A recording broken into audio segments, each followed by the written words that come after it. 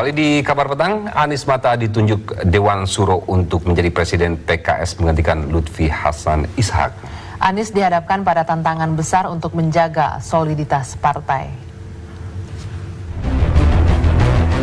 Siapa yang menyangka bahwa mantan Presiden Partai Keadilan Sejahtera Lutfi Hasan Ishak akan tersandung kasus korupsi. Selama ini Partai Keadilan dikenal jauh dari skandal korupsi. Namun apa yang terjadi? Lutfi ditetapkan sebagai tersangka dan ditahan oleh KPK. Ia diduga menjadi pihak yang akan menerima suap senilai 1 miliar rupiah dari perusahaan pengimpor daging sapi. Meski penahanan Lutfi merupakan kasus pribadi, namun mau tidak mau, kasus ini telah mengguncang Partai Keadilan Sejahtera. Apalagi isu daging impor bukanlah isu yang baru muncul kali ini saja. Sudah sejak lama beberapa kader PKS dikait-kaitkan dengan isu tak sedap dalam impor daging sapi.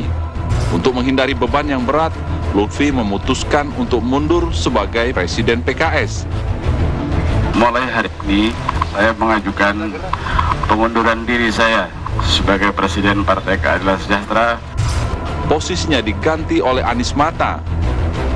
Tentu saja ini adalah tugas besar yang harus saya emban bersama seluruh pengurus PKS. Kini Partai Keadilan Sejahtera dihadapkan pada tantangan yang besar. Slogan bersih dan peduli yang menjadi kebanggaan partai kini dipertanyakan. Kepercayaan dari konstituen pun kini dipertaruhkan.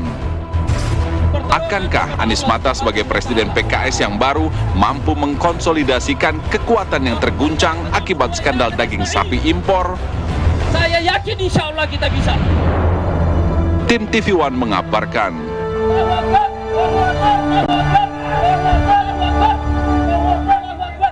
Ya, setelah ditunjuk menggantikan Lutfi Hasan Ishak menjadi Presiden Partai Keadilan Sejahtera, Anies Mata mengajak para kadernya untuk melakukan perlawanan. Ya, namun siapakah yang akan dilawan oleh PKS? Benarkah penangkapan Lutfi Hasan Ishak merupakan hasil konspirasi kekuasaan? Kita akan berbincang langsung dengan Presiden PKS, Anies Mata, yang sudah tergabung langsung dari kantor PKS. Selamat sore, Assalamualaikum Mas Anies. Waalaikumsalam warahmatullahi wabarakatuh. Ya, juga didampingi oleh Sekjen ya, Mas Taufik Ridho, selamat sore. Dan di studio juga ada. Assalamualaikum. Ya, Waalaikumsalam. Bung Hanta Yuda, pengamat politik, selamat petang. Terima kasih sudah bergabung. Saya mau ke Mas Anies Mata. Sebelumnya kami juga mengucapkan selamat. Ya. Anda telah menjadi Presiden PKS, tapi juga selamat, tapi juga ada sedikit masalah di dalam internal partai Anda. Dan ini yang berbeda, Mas Anies, tadi kita lihat kader PKS Anda muncul di depan publik agak sedikit berbeda, ini agak sedikit berapi-api, agak sedikit emosional, dan ada banyak pernyataan Anda yang menggelitik ya, oleh kami. Langsung saja Mas Anies, tadi Anda mengatakan ini merupakan konspirasi besar yang tengah dihadapi oleh PKS. Apa maksudnya itu Mas Anies? Kita kan menyaksikan selama ini proses makro penerapan hukum di Indonesia ya, dan menyaksikan betapa seringnya hukum kita sekarang ini dijadikan sebagai alat perang dalam dunia politik gitu ya. Dan hal-hal seperti itu kan biasanya terjadi ketika kita ini terlibat dalam situasi politik yang tidak terlalu normal, dan saya kira seperti yang sekarang kita hadapi. Walaupun begitu, saya juga ingin mengatakan bahwa konspirasi itu kan bisa kita rasakan, walaupun tidak selalu bisa kita buktikan. Karena itu yang kita rasakan dalam proses ini memang ada konspirasi besar yang bukan membidik orang per orang, tetapi terutama memang ingin menghancurkan eksistensi kami sebagai sebuah gerakan, sebagai sebuah organisasi, sebagai sebuah partai. Seperti juga yang kita lihat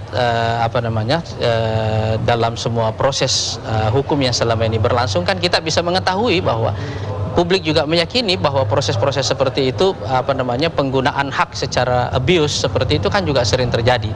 Tapi saya tidak ingin masuk ke dalam persoalan ini karena menurut saya ini sudah terjadi, dan saya ingin membiarkan proses hukum ini berjalan seperti biasa. Cuma kepentingan saya sebagai Presiden baru di PKS adalah menjadikan momentum ini sebagai momentum kebangkitan bagi PKS, bahwa mungkin selama ini kita ada keteledoran, ada kesalahan, dan karena itu kita ingin bangkit. Dan saya kira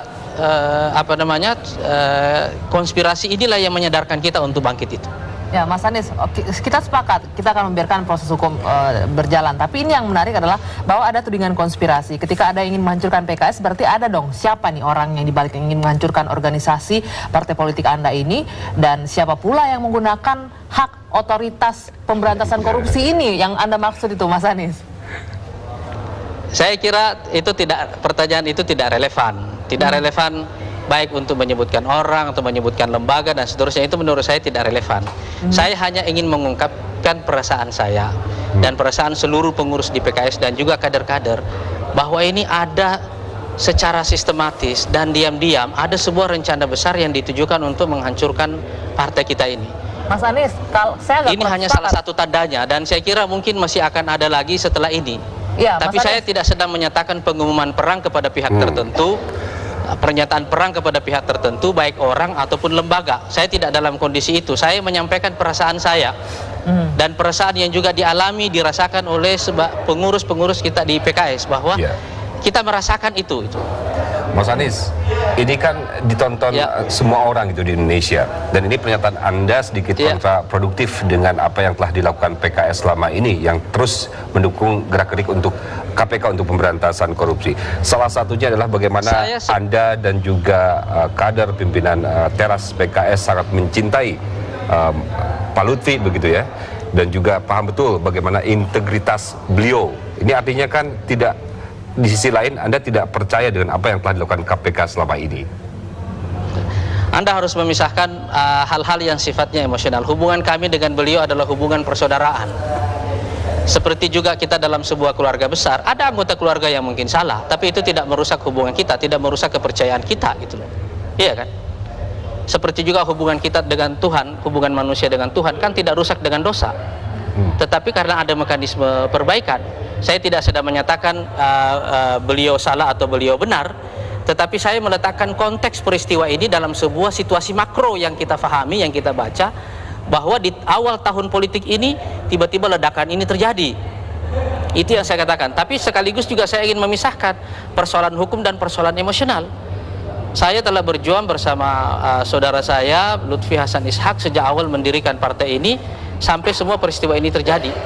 Mas Anies, itu semua tidak akan membuat kita melupakan beliau. Karena itu saya perlu men-state rasa cinta saya kepada beliau supaya publik mengetahui dan kita belajar menjadi dewasa sebagai sebuah bangsa.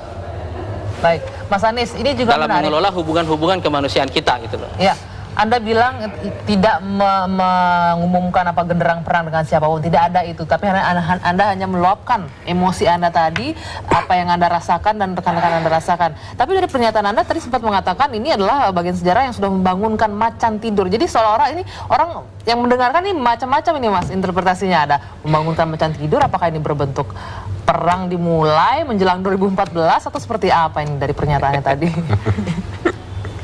Saya ingin mengatakan bahwa PKS selama ini kan adalah kekuatan perubahan yang lahir bersama reformasi, iya kan? Saya ingin kembali kepada akar sejarah itu, bahwa kami adalah sebuah kekuatan perubahan yang lahir di awal era reformasi seperti itu. Mungkin saja di dalam proses ini kami mempunyai juga banyak keteledoran, gitu loh, iya kan? Mungkin saja, gitu loh. Tetapi tiba-tiba sebuah teguran besar datang kepada kami, dan teguran ini membangunkan kami kembali, gitu loh. Karena itu saya mengatakan tadi, awal kebangkitan baru PKS ini harus dimulai dari pertobatan nasional. Kenapa dimulai dari pertobatan nasional? Karena seperti kalau kita selesai sholat, kan kalimat pertama yang kita ucapkan adalah istighfar. Apakah sholat itu dosa? Justru kita baru melakukan kebaikan, kenapa kita beristighfar? Mungkin di dalam melakukan sholat itu kan kita banyak hal-hal yang mengurangi nilai kualitas dari sholat itu.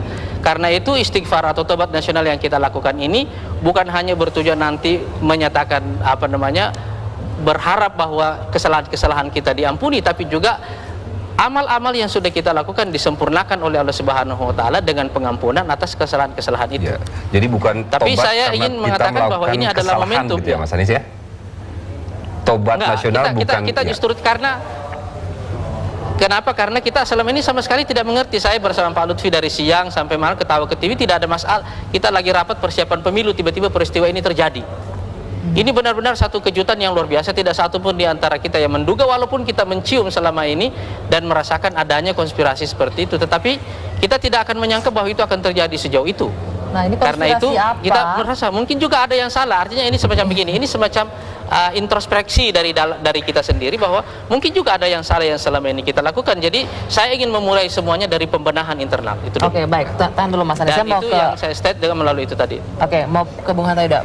Tadi kalau Mas Anies bilang ini bukan hanya statementnya emosi, menunjukkan emosi, tidak menunjukkan peran dengan siapa-siapa, dan ini juga ada konspirasi, tapi malu-malu mengatakan siapa yang berkonspirasi. Kalau Anda sebagai pengamat melihatnya memang seperti itu, ada arahnya atau ada yang berbeda? Yang disampaikan Pak Anies Mata menurut saya bisa kita baca dalam dua hal. Komunikasi ke internal, ke dalam, ini saya kira menjadi hal yang lumrah dan cukup efektif dalam rangka untuk memperkuat soliditas di internal di satu sisi, dan kedua mengantisipasi kemungkinan gejala distrust yang berasal dari kader partai untuk di internal. Tetapi yang ini saya kira tidak begitu berbahaya bagi partai karena bisa diatasi sebagai partai kader yang punya sistem yang kuat, kader-kader yang terkaderisasi, terdoktrinasi, terinternalisasi nilai-nilai PKS.